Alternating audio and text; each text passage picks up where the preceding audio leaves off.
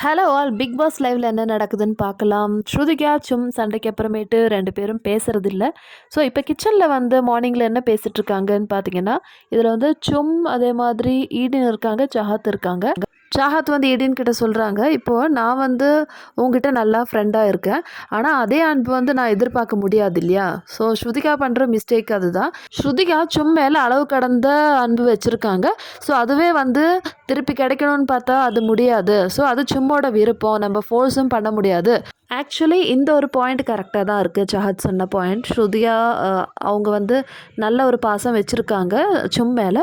So சும்க்கு அதே மாதிரி இருக்கணும் அவசியம் கிடையாது இல்லையா? பட் சும் அது டைரெக்டாகவே வந்து ஸ்ருதிகா கிட்ட சொல்லிடலாம். ஸோ அது சொல்லாமல் வந்து அவளுக்கு சொன்னால் ஹர்ட் ஆகுமோன்னு நினச்சிட்டு இவங்க வந்து சொல்லாமல் இருக்காங்க. இன்னொரு விஷயம் சும் என்ன சொல்கிறாங்கன்னா, ஸ்ருதிகாவோட ஒரு ப்ராப்ளம் பார்த்தீங்கன்னா, என்னோட சைடு பேசு அப்படின்னு சொல்லிட்டு சொல்லுவாங்க. ஸோ அது என்னால் டிசைட் பண்ண முடியாது. எனக்கு கரணும் ஷில்பாவும் ஃப்ரெண்டு தான். அதே மாதிரி தான் வந்து ஸ்ருதிகா, அவ்வளோதான்.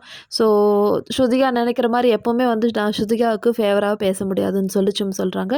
ஸோ இப்போ தெரியுதா சும்மோட ரியல் ஃபேஸ் என்னன்னு சொல்லிட்டு.